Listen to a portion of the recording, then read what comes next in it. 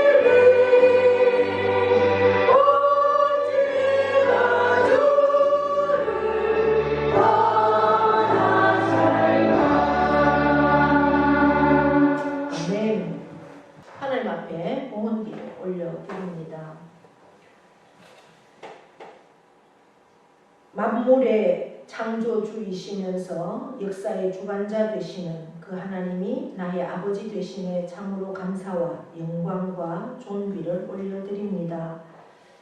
들려오는 소식들은 참으로 힘들고 어렵고 악한 그러한 소식 가운데 세상 가운데 우리가 살지만 그럼에도 불구하고 우리의 인생의 모든 주관자 되시는 생사화복의 주관자 되시는 그 하나님이 나의 인생의 주관자 되심을 믿기에 우리는 참으로 감사하며 찬양하며 나아갑니다. 아버지 하나님께서 저희들이 건강 주시고 또 일터 주시고 또 믿음 주셔서 감사합니다. 아버지 하나님께 올려드리는 귀한 10의 1조를 하나님께서 받으시고 기억하시고 하나님의 그 놀라운 약속의 복들을 누리는 그 그 영혼과 그 삶이 되어지도록 은혜 베풀어 주시며 하는 모든 손길들마다 위에 하나님의 놀라운 계획과 섭리가를 통해서 영광 올려드리는 그러한 삶으로 인도하여 주시옵소서. 감사의 조건들을 따라서 올려드리는 감사의 예물을 하나님께서 받으시고 그 심령과 그 모든 삶 가운데 늘 감사로 충만할 수 있도록 인도하시고 역사하여 주시옵소서. 주일 예물을 드리는 손길마다 일일이 기억하여 주셔서 참으로 하나님이 함께 하심을 날마다 경험하고 체험하는 그러한 놀라운 영적 체험이 풍성한 삶이 되도록 인도하여 주시며 하나님이 함께 하심을 만방에 증거하는 삶으로 인도하여 주시옵소서. 우리의 모든 삶이 하나님의 것임을 고백하게 하시고 삶으로 증거하는 우리 모두가 되기를 간절히 원하며 예수 그리스도의 이름으로 축복하며 기도하옵나이다. 아멘. 네, 교회 소식은 주보를 참고해 주시고요. 네, 이번 주간에도 굉장히 일정들이 쭉 잡혀 있습니다. 여러분들 위해서 함께 기도해 주시고 협력해 주시면 고맙겠습니다. 우리 맨 앞자리에 늘 계시던 우병렬 권사님이 이제 추석 연휴 때 집에 혼자 계시기가 힘드니까 병원에 입원을 하셨는데 또 이 병원 입원해 보니까 뭐 여러 가지 상황들이 조금 안 좋아서 11일 날에 대구 동산병원에 가서 또 이제 검진도 하고 입원도 해야 되는 그런 상황이라서 계속해서 병원에 계신다고 합니다. 여러분들 이제 뭐 연세도 많고 하시니까 특별한 의료 진들한테서 물론 뭐 검사하면 이제 뭐 다 안 좋은 것만 나오겠죠. 예. 우리도 지금 뭐 멀쩡하게 이렇게 서 있어도 병원 가서 아마 종합검진하면 어딘간 다 나쁜 것이 나올 겁니다. 그래도 이제 순적하게 또 하나님 은혜 가운데 특별한 손대지 않고 평안하게 계시다가 하나님 품에 안길 수 있도록 여러분들 위해서 기도해 주시면 고맙겠습니다. 자,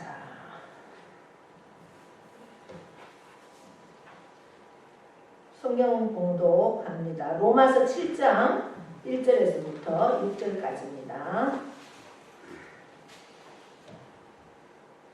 교독하도록 하겠습니다. 형제들아, 내가 법 아는 자들에게 말하노니 너희는 그 법이 사람이 살 동안만 그를 주관하는 줄 알지 못하느냐.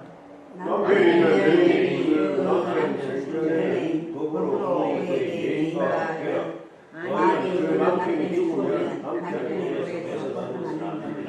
그러므로 만일 그 남편 생전에 다른 남자에게 가면 엄려라. 그러나 만일 그 남편이 죽으면 그 법에서 자유롭게 되나니 다른 남자에게 갈지라도 엄려가 되지 아니하느니라.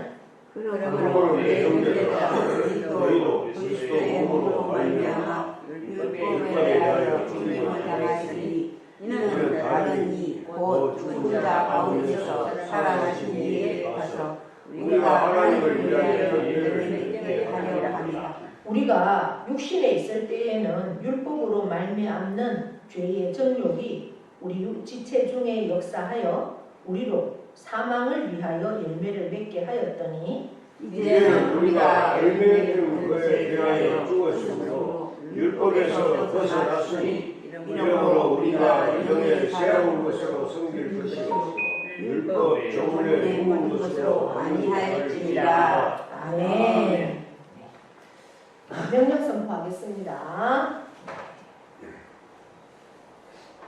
시작. 이스라엘 들어가라 그대로 내리라. 하나님 보시기에 좋아하라. 잘 됩니다. 더 잘 됩니다. 갈수록 더 잘 됩니다. 감사합니다. 더더 감사합니다. 감사하면 기적이 일어납니다. 아멘. 우리 옆에 분과 인사합니다. 오늘도 우리는 이겼습니다. 네, 오늘도 예배 자리에 나온 여러분을 사랑하고 축복합니다. 네, 성령으로 충만해서 오늘도 우리에게 주시는 말씀 우리가 잘 듣고 깨닫고 삶 가운데 능력으로 살아내는 저와 여러분 될 수 있기를 축복합니다. 아멘. 네, 이제 로마 우리는 누구의 종인가? 종은 주인의 명령 앞에 생명까지도 좌지우지되는, 그죠? 종은 주인의 손에 뭐든지 달려 있습니다. 종은 두 가지밖에 없다고 했습니다. 세상, 죄의 종이냐 아니면 하나님의 종인가. 중간은 중간지대는 없습니다. 지옥이냐 천국이냐. 나는 누구의 종인가? 우리가 6장에서 살펴보았죠. 그것을 계속해서 연결해서 볼 수 있는 장이 7장입니다. 그리스도와 연합하면, 연합이라는 것은 함께고 하나 된다. 그것을 세례로 우리가 표현을 했죠. 네, 세례는 우리가 뭐라고 제가 비유를 했습니까? 결혼이라고 했죠. 예, 그 연합하면 죄에 대해서는 죽게 된다. 하나님에 대해서는 살아있다라고 했습니다. 옛사람의 주인은 세상에 우리가 있을 때, 그리스도와 연합하지 않을 때는 죄의 종이었지만 이제는 하나님의 종이 되었다. 하나님의 종은 그리스도와 함께, 그리스도가 십자가에 죽으실 때 우리도 함께 죽었다. 그리고 살아날 때, 사흘 만에 부활할 때 우리도 살아났다. 그래서 우리는 하나님의 종이기 때문에 하나님이 기뻐하는 삶을 살아야 한다.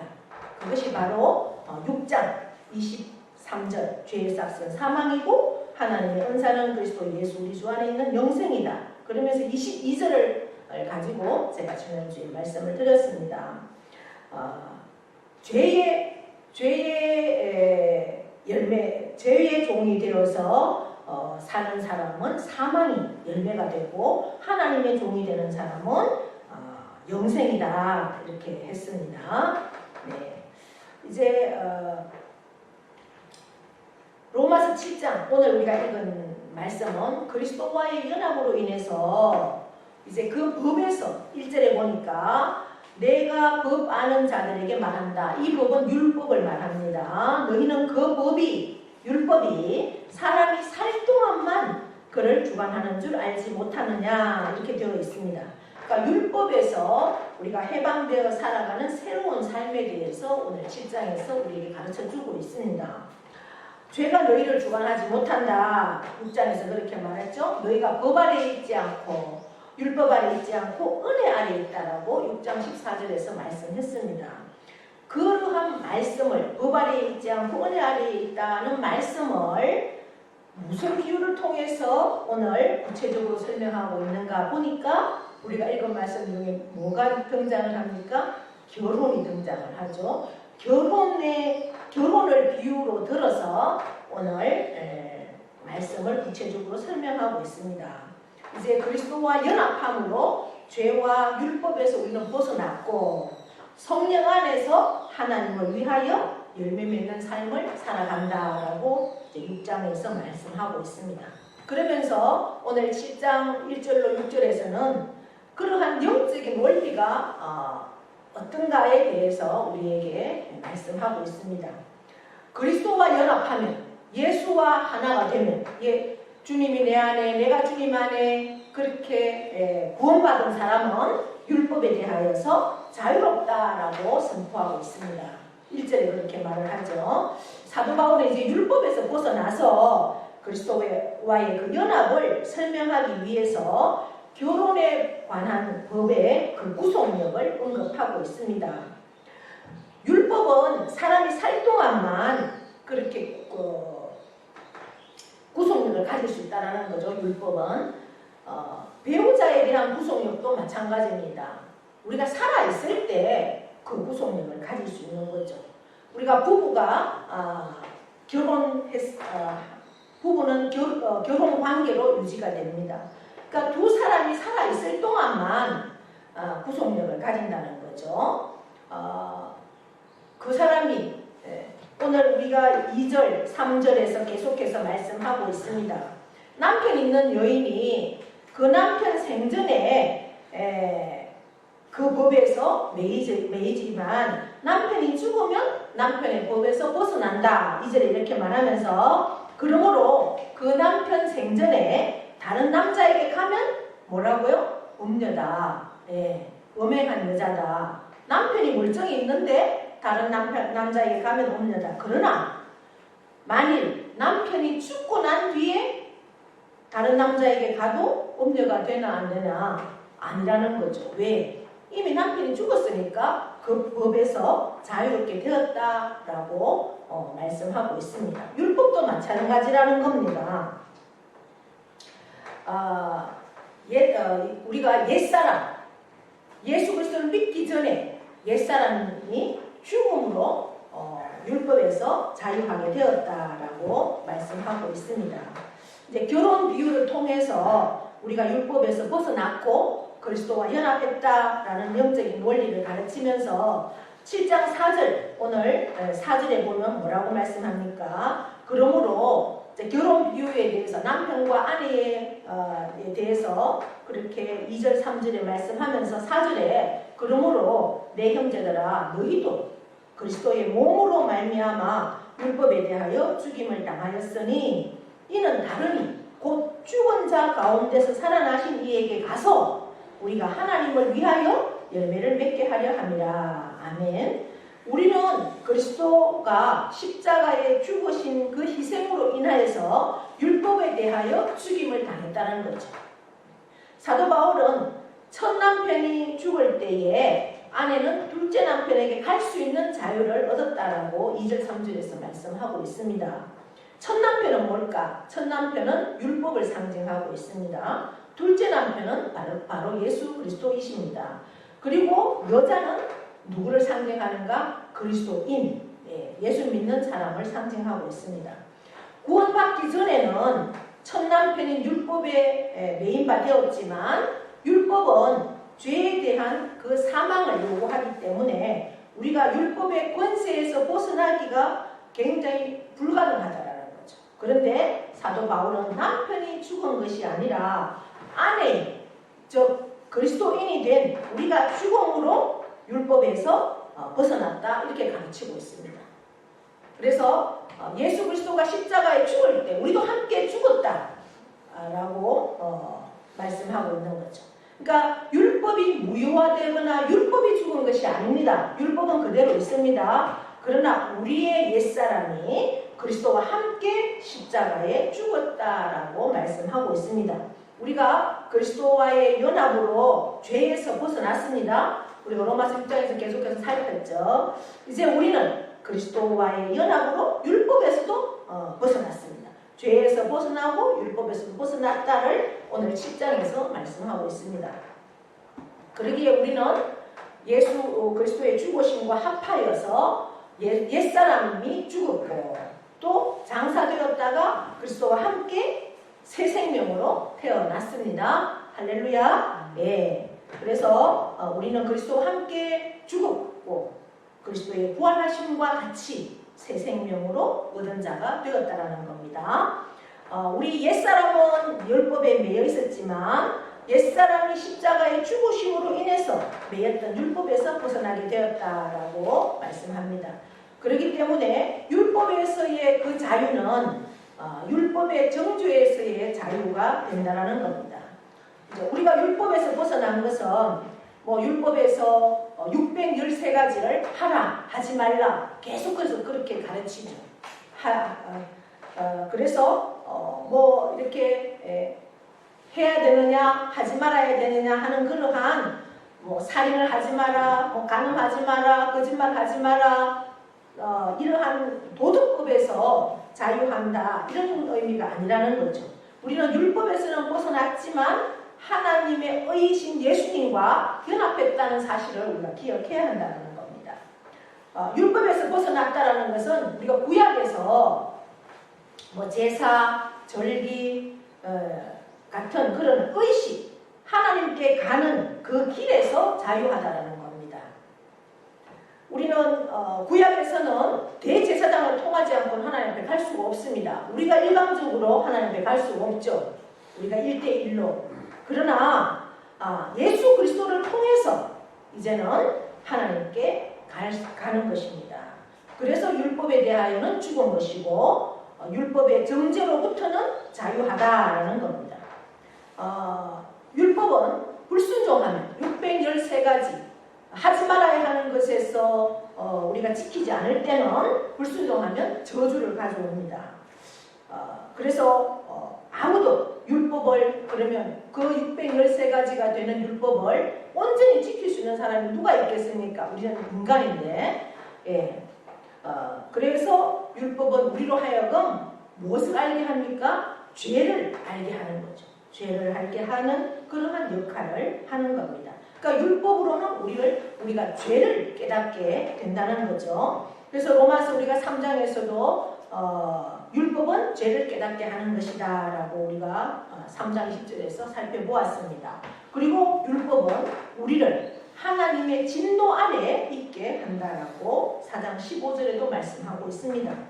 그러니까 율법은 하나님의 진노를 이루게 하고 결국은 죄와 사망이 왕노릇하게 하는 그러한 것이 율법이라는 거죠. 우리가 율법으로는 구원을 얻을 수 없다라고 우리가 살펴보았습니다. 구원을 얻을 수 있는 길은 율법으로는 없습니다. 도리어 율법은 하나님의 그 거룩하신 기준을 보여주는, 죄를 깨닫게 해주는, 그래서 하나님의 의이신 예수 그리스도께로 인도하는 몽합선생이다라고 하는 거죠. 우리가 예수 그리스도를 믿음으로 의롭게 되는 것입니다. 우리가 율법 아래에서는 육신의 연약함으로 인해서 하나님께 순종할 수 없는 자였습니다. 그러나 그 육신에 있을 때 우리가 구원받기 전에 그 죄의 정욕이 다스릴 때는 우리가 늘 그 율법에 매여서 얼마나 힘들었겠습니까? 그러나 우리가 성령을 받고 난 이후에는 우리가 자유함을 가질 수 있다는 거죠. 이제 우리가 옛사람은 예수 그리스도가 십자가에 죽으실 때 함께 죽었고 장사되었고 그리고 율법에 대해서도 죽게 했다라고 말씀합니다. 그래서 예수 그리스도와 하나가 되는 우리가 예수 그리스도를 믿음으로 우리가 하나님을 위하여 열매를 맺는 그러한 삶을 살 수 있도록 성령께서 우리를 도와주십니다. 오늘 7장 4절에 우리로 하나님을 위하여 열매를 맺히게 하려 하심이라 이렇게 말씀합니다. 하나님께서 우리를 율법에서 자유하게 하신 이유가 뭐냐? 우리가 살고 싶은 대로 우리가 살고 싶은 대로 우리의 마음대로 살 수 있도록 그렇게 하기 위함이 아닙니다. 우리는 죄에서는 구원받았지만 하나님의 자녀가 되었지만 자신을 위해서 내 자신을 위해서 기쁘게 하는 삶을 살고자 하는 유혹도 계속해서 있습니다. 그러나 사도 바울은 우리가 율법의 속박에서 벗어나서 이제는 그리스도와 함께 연합을 했기 때문에 어떻게 해야 되느냐? 하나님이 기뻐하는 열매를 맺어야 한다라고 오늘 7장 4절에 그렇게 말씀하고 있습니다. 율법의 죽임을 당한 것은 우리로 하나님을 위하여 열매를 맺게 하려 함이라 이렇게 말씀하고 있습니다. 우리의 옛사람이 예수님과 함께 십자가의 죽음으로 인해서 율법으로부터는 자유하게 되었습니다. 이제 우리는 그리스도와 함께 새 생명으로 태어났기 때문에 그리스도와 영적인 연합도 이루었습니다. 그 그리스도와 연합을 그리스도와의 결혼으로 우리가 비유하면서 우리는 그리스도와 결혼하는 그런 특권을 얻었다는 겁니다. 성경에서는 그리스도와 교회의 관계를 뭐라고 기록을 하고 있느냐? 에베소서에는 신랑과 신부로 기록을 하고 있습니다. 에베소서 5장 23절에도 이는 남편이 아내의 머리됨이 그리스도께서 교회의 머리됨과 같음이니 그가 친히 몸의 구주시니라. 아멘. 그러니까 남편이 아내의 머리 된다. 그리고 그리스도께서 교회의 머리가 된다. 이렇게 신랑과 신부로 비교하고 있는 것을 보게 됩니다. 예수 그리스도는 신랑으로서 교회가 우리가 예수님이 신랑 되신 예수님이 이 땅에 재림해서 심판 주님으로 올 때 구원받은 우리는 휴무가 됩니다. 그 이후에 하늘에서 교회를 어린 양의 혼인잔치의 신부로 우리를 초청을 하는 겁니다. 구원받은 우리들을. 이와 같이 그리스도인은 그리스도의 신부입니다. 사도 바울은 고린도 교회를 향해서도 내가 하나님의 열심으로 너희를 위하여 열심을 내노니 내가 너희를 정결한 처녀로 한 남편인 그리스도께 드리려고 중매한다. 이렇게 사도 바울이 고린도 후서에서 기록하고 있는 것을 보게 됩니다. 우리가 그리스도와 결혼하는 것은 놀라운 비유이죠. 우리가 율법 아래에 있을 때는 율법의 정죄와 저주를 받았지만 우리가 그리스도 은혜 아래 있으므로 삶의 모든 영역이 새롭게 되었습니다. 그러기에 우리는 그리스도와 예수님과 결혼했다. 우리의 신랑 되신 예수님에게 우리는 초점을 맞추어서 살아야 한다는 겁니다. 여러분, 미혼일 때는, 결혼하지 않았을 때는 어떻습니까? 내 마음대로, 자신이 원하는 대로 살아가는 자유가 있지만은 이제 결혼하게 되면 내 마음대로 혼자 살 수 있나요? 그렇지 않죠. 배우자와 함께 모든 것을 의논하고 소통하고 나누고 서로 존중하고 대화하면서 그렇게 함께 멍에를 메고 살아가야 하는 것입니다. 그것이 예수님과 우리 그리스도인 신랑 되신 예수님과 그리스도인 우리가 신부, 그래서 그 결혼하는 결혼 관계와 같은 그러한 원리로 그렇게 관계를 가지고 있어야 된다는 겁니다. 이제 내 자신의 자유와 권리를 완전히 포기한다고 하면 하지만 어느 정도는 포기해야 될 것은 포기해야 되죠. 그러면서 결혼한 배우자의 뜻에 서로 맞추면서 함께 대화하고 맞추면서 살아가야 할 필요가 있다는 겁니다. 그것은 남녀가 똑같다는 거죠. 왜? 신랑 되신 예수님은 교회를 위해서 생명을 바친 사랑을 주었잖아요. 그것이 남편의 해야 할 몫이라면 신부된 우리 그리스도인은 나에게 생명까지 준 그 예수 그리스도 남편의 사랑에 순종하면서 함께 나가야 할 그러한 서로 간의 의무와 책임이 있어야만 결혼 생활이 잘 유지가 되어진다는 거죠. 그래서 결혼은 결혼하기 전과는 어쩌면 우리의 삶을 완전히 바꾸어 놓을 수 있습니다. 그리스도와 연합, 결혼을 통해서 서로를 기쁘게 할 수 있는 그러한 삶이 되어야 한다는 거죠. 신부는 신랑을 기쁘게, 또 신랑은 그만큼 생명을 내주면서까지 신부를 책임지는 그러한 서로의 기쁨을 주어야 한다는 거죠. 그래서 하나님의 말씀 앞에 그 말씀의 권위로 살아가는 새로운 삶을 우리가 살아가야 한다는 겁니다. 예수 그리스도의 몸으로 말미암아 율법에 대해서는 죽음을 당했습니다. 예수님이 십자가에 죽으실 때 우리도 함께 죽었기 때문입니다. 예수 그리스도께서 십자가에서 우리의 모든 허물과 죄를 다 용서해 주셨습니다. 우리를 피값으로, 예수님의 피값으로 사시고 우리를 신부로 맞아 주셨습니다. 예수 그리스도는 나를 위해서, 신부되는 나를 위해서 자신의 목숨을 주셨다는 겁니다. 그래서 에베소서 5장에 뭐라고 기록합니까? 남편들아, 아내 사랑하기를 그리스도께서 교회를 하시기 위해서 자신을 주신과 같이 하라. 남편에게 그렇게 말씀하고 있습니다. 예수 그리스도는 저와 여러분을 사랑하셔서 목숨까지 희생하신 거죠. 그러므로 우리는 남편 되신 예수 그리스도의 그 사랑의 마음으로 우리가 예수님 그리스도를 섬겨야 한다는 겁니다. 그러면서 그 예수 그리스도와 연합할 때 우리는 성령으로 열매를 맺을 수가 있습니다. 오늘 7장 6절입니다. 6절에 보시면 이제는 우리가 얽매였던 것에 대하여 죽었으므로 율법에서 벗어났으니 이러므로 우리가 영의 새로운 것으로 섬길 것이요 의문에 묵은 것으로 아니할지니라. 아멘. 우리는 전에는 율법에 매여서 있는 그러한 삶을 살았습니다. 어쩌면 마치 감옥에 갇혀있는 죄수와 같은 그러한 심정을 표현한 것입니다. 율법에 매여 있을 때는 아무런 열매를 맺을 수가 없습니다.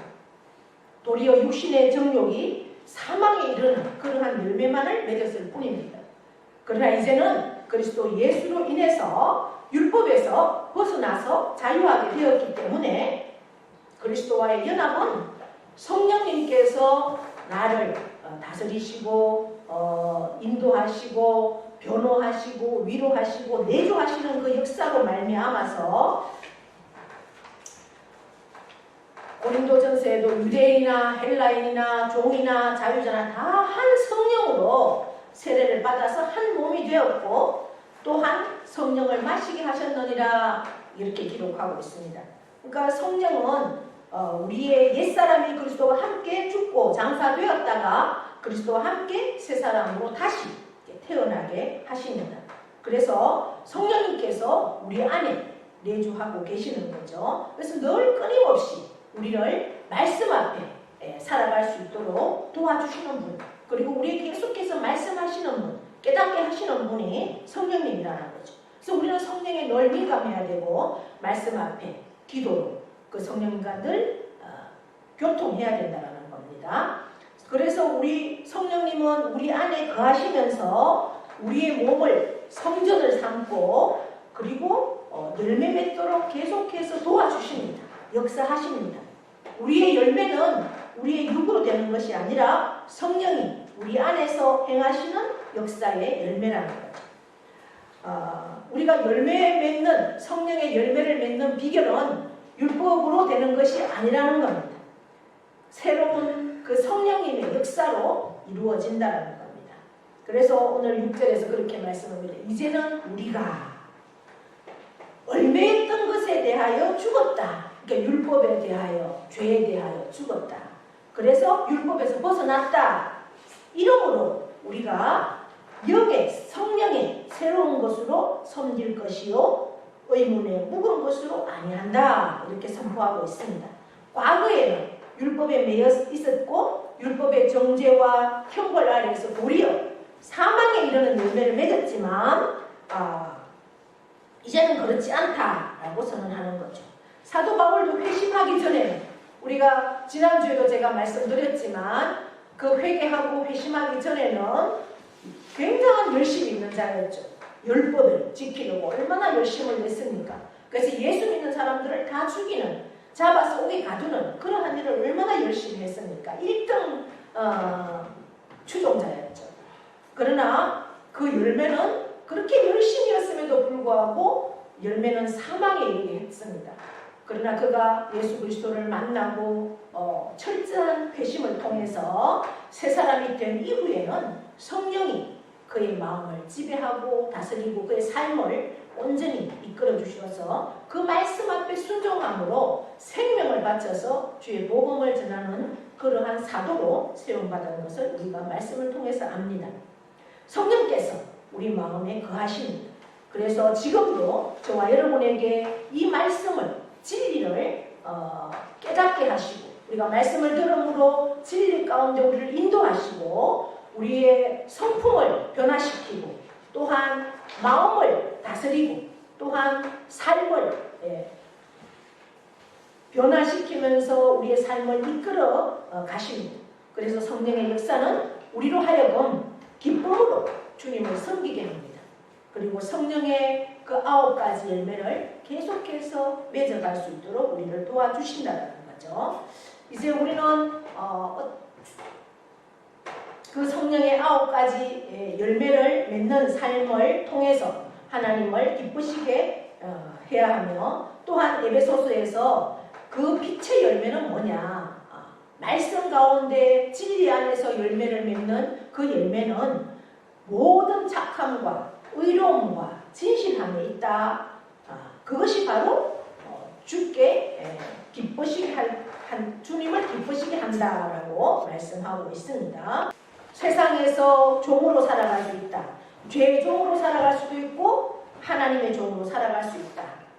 그러면 우리는 어떠한 누구의 종인가? 어떠한 삶으로 살아야 하는가? 다시 한번 우리 자신들을 말씀 앞에서 내가 진정으로 하나님의 종이라면 성령의 열매를 맺어가는 삶으로 우리의 삶이 그대로 나타나는 것이죠.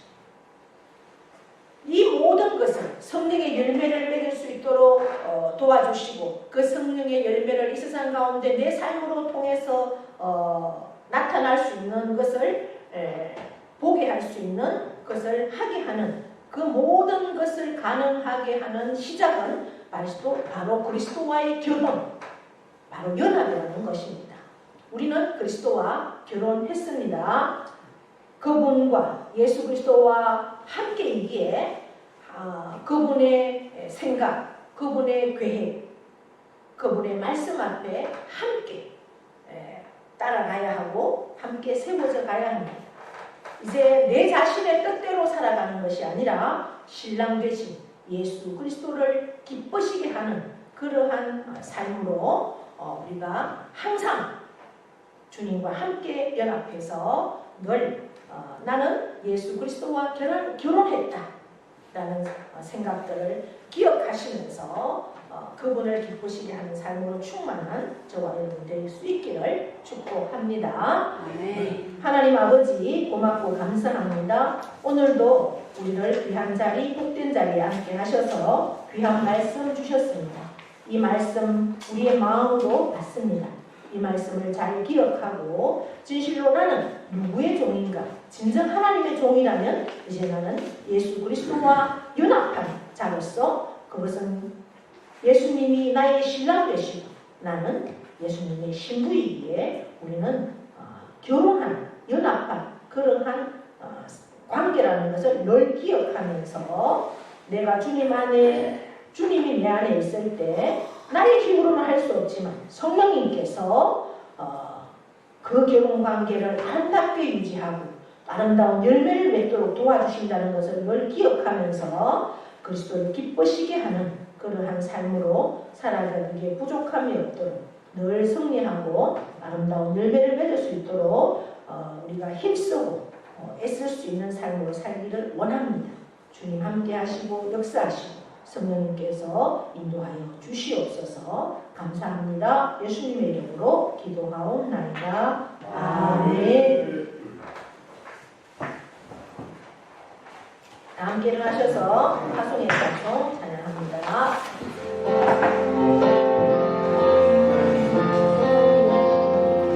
세상에 시험이 내게 몰려올 때에 나의 힘으로 그것들 모두 이길 수 없네. 거대한 폭풍 가운데 위축된 나의 영혼 의지할 바를 몰라 내게 이고 있을 때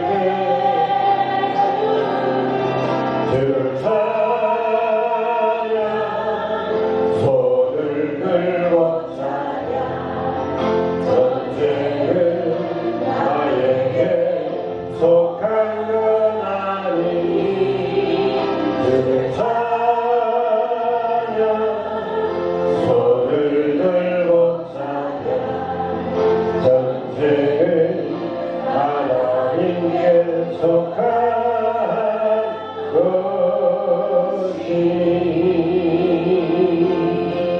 아멘.